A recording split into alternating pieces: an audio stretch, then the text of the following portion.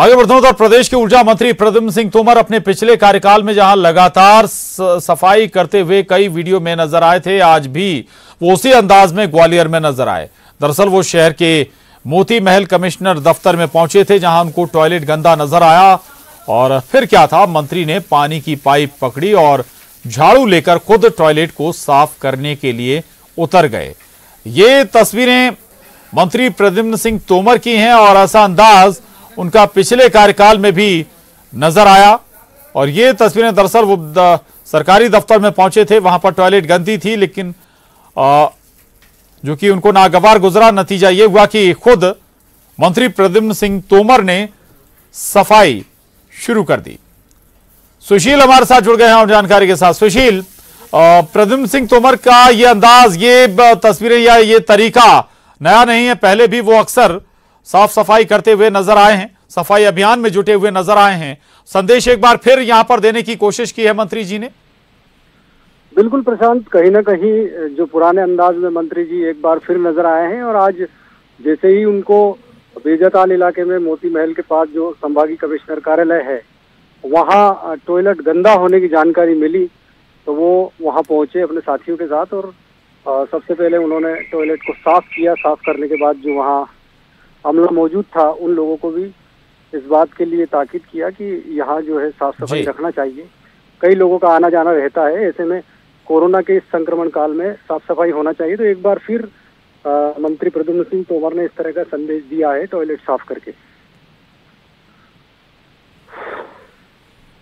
बिल्कुल, ये सांकेतिक भले ही हो सुशील, लेकिन कम से कम ये जरूर है कि सरकारी अमला या जो सरकारी जहां भी दफ्तर हैं उनके लिए भी संकेत है कि चाहे जो भी पब्लिक टॉयलेट्स हो या किसी भी तरह की साफ सफाई हर हाल में सरकारी दफ्तरों में रहनी चाहिए।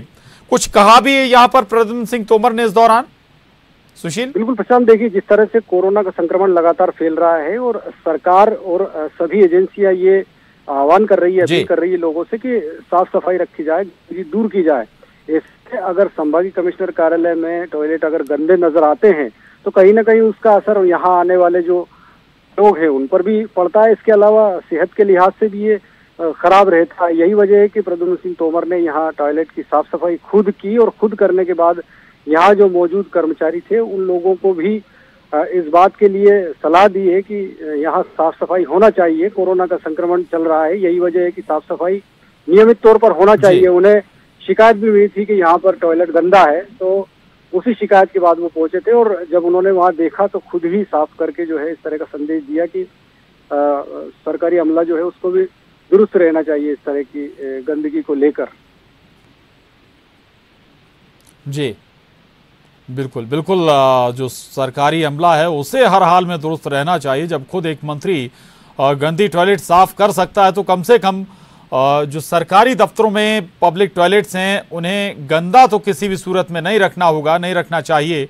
ये एक मैसेज जरूर जाता है। दरअसल मंत्री प्रद्युम्न सिंह तोमर अपने पिछले कार्यकाल में, या ये कहें कि पिछली सरकार में जब वो मंत्री थे, कांग्रेस सरकार में मंत्री थे, तब भी अक्सर जो नाले नाली कई बार ग्वालियर में भी उन्होंने ऐसा सफाई अभियान चलाया था और अपने सहयोगियों के साथ, अपने साथियों के साथ सुबह से कई बार उन्हें इस अभियान में जुड़े हुए देखा भी गया है। और आपको ये भी याद दिला दें कि देश के प्रधानमंत्री भी इसके लिए लगातार लोगों से अपील करते हैं कि साफ सफाई रखें, अपने घर के अंदर की सफाई रखें, घर के बाहर सफाई रखें। और इसी के लिए प्रधानमंत्री स्वच्छता अभियान की शुरुआत भी केंद्र के स्तर पर की गई थी। लेकिन आप कह सकते हैं कि मंत्री प्रद्युम्न सिंह तोमर उसी अंदाज में अभियान को थोड़ा सा और आगे बढ़ाते हुए खुद इस अभियान में जुटे हुए हैं। साफ सफाई का ये अभियान मंत्री प्रद्युम्न सिंह तोमर का है। सुशील हमारे साथ लगातार बने हुए। सुशील, पिछले अभियान से लोगों ने सीख ली क्या? चलिए सुशील, मैं आपके पास आ रहा हूं। भूपेंद्र गुप्ता जी कांग्रेस से हमारे साथ इस वक्त जुड़ गए। भूपेंद्र गुप्ता जी, मंत्री प्रद्युम्न सिंह तोमर की एक तस्वीर सामने आई है। संभागीय जो कमिश्नर कार्यालय है, पब्लिक टॉयलेट गंदी थी, खुद उसको वो साफ करने लगे। हालांकि जब आपकी सरकार में या ये कहें कि कांग्रेस सरकार में थे तब भी हमने उनकी ये तस्वीरें देखी हैं। अब ये तो जो है, ये जो नौटंकी है वो कांग्रेस में जब मंत्री थे तब भी करते थे और उनके विभाग में कोई काम नहीं होता था। जब विभाग था उनका खाद्य का, और वो जो है नाली साफ करते थे जी। तो ये जो है अभी टॉयलेट साफ कर रहे हैं। तो या तो जो है शिवराज सिंह जी को चाहिए कि वो इनको जो है सफाई विभाग सौंप दें, या फिर जो है उनको जो है हिदायत दें कि जो जनता ने के माध्यम से आपकी सरकार ने उन्हें जो काम सौंपा है वो काम करें ढंग से, उनके विभाग के काम। भूपेन जी, आपको इस पर आपत्ति हो सकती है, नौटंकी हो सकता है, आपको लगता हो इस पर। भूपेन जी, मैं आ रहा हूं आपके पास, और खुद मंत्री प्रद्युम्न सिंह तोमर जी हमारे साथ जुड़ गए हैं। प्रद्युम्न सिंह जी, ये अंदाज, स्वागत है आपका सबसे पहले आपका न्यूज 18 पर। धन्यवाद। और धन्यवाद। आपका ये अंदाज हमने पहले भी देखा है जब आप पिछली सरकार में मंत्री थे, और अभी भी हम ये तस्वीरें देख रहे हैं। देश के प्रधानमंत्री भी स्वच्छता अभियान के लिए लोगों से अपील भी करते हैं कि अपने घरों की सफाई रखें, पब्लिक जगहों की भी सफाई रखें, ना केवल घर के अंदर बल्कि घर के बाहर भी आपको सफाई रखना है। क्या आप कहना चाहते थे, क्या संदेश था जब आप पहुंचे वहां पर, और क्या मकसद आपका इस सफाई अभियान के पीछे, थोड़ा सा दर्शकों के साथ भी शेयर करें। मैं आज जो है अपने कुछ समस्याओं के संबंध में चर्चा करने के लिए जी मैं निकला, तो मैंने कहा संभागीय कमिश्नर से मिल लिया जाए। संभागीय कमिश्नर के जब चैम्बर पे पहुंचता हूँ जी, तो मुझे टॉयलेट जाना था, तो मैं सामने टॉयलेट थी, मैं टॉयलेट में गया तो टॉयलेट देखा बहुत गंदगी पड़ी है। वहीं एक हमारी महिला कर्मचारी आई, उसने हमें पहचाना, तो मैं बाथरूम से लौट के आया, तो वो महिला कर्मचारी बोली, सर यहाँ तो हम लोग ऐसे ही अपनी परेशानी है और हम कुछ 1-2-4 दिन के लिए सफाई अपने पैसों से कराते हैं। पर वहाँ 10-5 महिलाएं इकट्ठी हो गई, कर्मचारी, महिला कर्मचारी। तो मुझे लगा कि भारतीय जनता पार्टी का, हमारे नेता माननीय नरेंद्र मोदी जी का बड़ा स्पष्ट है कि स्वच्छता हो, तो आप स्वच्छता के लिए, और हमारी भारतीय संस्कृति में माँ बहन बेटियों को बड़ा सम्मान है, उनके लिए टॉयलेट जाने के लिए वो परेशान है। तो मुझे लगा कि मुझे सफाई करना चाहिए। मैंने तत्काल वहाँ सफाई की, टॉयलेट साफ हुए, और मैंने वहाँ के अधिकारी कर्मचारियों को निर्देश दिए कि ऐसी पुनरावृत्ति ना हो, ऑफिसों के टॉयलेट साफ हों, जिससे हमारी मातृ शक्ति को कोई परेशानी ना हो।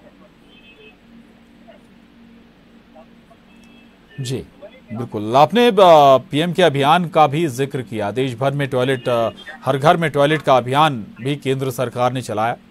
लेकिन प्रद्युम्न जी, केवल एक टॉयलेट से सवाल ये कि क्या बात बन जाएगी। सवाल ये कि ये सुनिश्चित करना होगा आपकी सरकार को कि जो भी पब्लिक ऑफिसेज हैं या फिर ऐसे दफ्तर हैं जहां आज आप गए, तमाम जगह ये सुनिश्चित हो कि जो पब्लिक टॉयलेट्स हैं वो साफ सुथरे रहें। देखिए, मैं आपको बताऊं कि लीडरशिप का दायित्व क्या होता है जी। हम कोई आह्वान करें जी, आह्वान हमारा कब प्रभावशील होगा? बिल्कुल, जब हम अगर हम कोई गलत काम करें, हम सिगरेट पिए और दूसरे बच्चे से कहें कि सिगरेट मत पियो जी, तो ये वाणी कितनी प्रभावशील होगी। अगर मैं उस टॉयलेट की सफाई के लिए, मेरी माँ बहन बेटियां इंतजार में हों और सफाई के लिए मैं इंतजार करूं, मैं भी इंसान हूं, जो सफाई करते हैं वो भी इंसान है, तो हमें अपना काम करने में संकोच क्यों करना चाहिए? और इसको देखकर मुझे विश्वास है कि दूसरे लोग भी काम करते हैं। और ग्वालियर को जो है ना, अब किसे 3 स्टार मिले हैं सफाई में। ये स्वच्छता अभियान का ये असर आया है, लोग जागरूक हो रहे हैं। जी ठीक है, बिल्कुल, आने वाले वक्त में यही आशा करेंगे जब स्वच्छता सर्वेक्षण हो तो ग्वालियर के लिए और बेहतर पायदान हासिल हो। भूपेंद्र गुप्ता जी बने हुए। भूपेंद्र जी, आप सुन भी रहे होंगे मंत्री प्रद्युम्न सिंह तोमर को कि भाई जब लीडर या फिर जो जनप्रतिनिधि है वो आगे आकर जब तक खुद पहल नहीं करेगा तब तक जनता कैसे आगे आएगी? ये तर्क तो बहुत ही सुंदर है और इस तर्क पर मंत्री जी को मैं बधाई देना चाहूंगा जी। मगर ये देश की दूसरी बड़ी समस्या है। सफाई तो पूरे देश की आवश्यकता है। जिन लोगों ने जो है जनमत को कुचलकर जो है बहुमत नकली तरीके से बनाया है और राजनीति में जो कचरा फैलाया, गंदगी फैलाई, जो प्रदूषण फैलाया है, उसकी सफाई कौन करेगा? आपने जो है लोकतंत्र के जो प्रतिमान है, लोकतंत्र का जो वैल्यू सिस्टम है, उस वैल्यू सिस्टम को जो है ये तो जो टॉयलेट से ज्यादा गंदगी फैल गई है इस प्रदेश में, उस गंदगी की सफाई कौन करेगा? जनता ने जो है 18 लाख लोगों ने वोट दिया था। 18 लाख लोगों का वोट कुचलकर 25 लोगों ने सौदे कर लिए हैं। अब इसकी चर्चा भी होनी चाहिए। अब सफाई कर ही रहे हैं तो पूरी सफाई कर दो। और जो है ये बहुत अच्छी चीज है कि आप जो है जिस नाले को आपने कांग्रेस के समय में साफ किया था, वो नाले की तस्वीरें भी साया कर दें कि अब जो है पुनः मंत्री बनने के बाद वो जो है साफ हुआ कि नहीं हुआ है। ये परिस्थितियां हैं, ये सब देखिए, ये पूरा देश देख रहा है और प्रदेश देख रहा है। सब समझते हैं कि ये जो कॉस्मेटिक ये है कि अपन ने जो है रंग रोगन लगाया और हीरो बन के निकल लिए, ये केवल देश इतने से नहीं सुधरता है। ये सुधरता है आप जो है स्वाभिमान की कितनी रक्षा करते हैं, अस्मिता की कितनी रक्षा करते हैं, जनता ने जो आप पर भरोसा किया उस भरोसे की आप कितनी रक्षा करते हैं, इसके लिए जनता ने बिठाया है। ये झाड़ू लगाने के लिए किसी आदमी को तनख्वाह मिलती है, उसको सस्पेंड करिए, ये काम करिए आप, खुद झाड़ू मत लगाइए। इस पर जरूर ले लेते हैं क्योंकि आपने कुछ सवाल उठाए हैं। प्रद्युम्न जी, अगर आप सुन पा रहे हैं तो सफाई के अलावा दूसरी सफाई का जिक्र भी भूपेंद्र जी कर रहे हैं। मैं गुप्ता जी से कि जो उन्होंने भूपेंद्र जी ने कहा है, मैं उसका बड़ा आग्रह करना चाहता हूँ। बहुत अच्छी बात उन्होंने कही है कि राजनीति में स्वच्छता होनी चाहिए। मैं पूछना चाहता हूँ आदरणीय से कि 2018 में जब कांग्रेस पार्टी ने चुनाव लड़ा था तो श्रीमंत ज्योतिरादित्य सिंधिया को चेहरा बनाया था, उनको चेहरा बना करके चुनाव लड़ा गया। ग्वालियर चंबल संभाग की 34 में से 26 सीटें कांग्रेस पार्टी ने चुनाव जीता।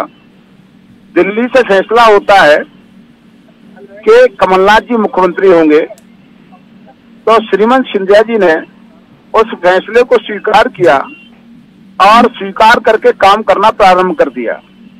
आप ये देखिए, इन 15 महीनों में ग्वालियर चंबल संभाग से जहां से हम चुन के गए थे, हमारी जवाबदेही जनता के लिए होती है।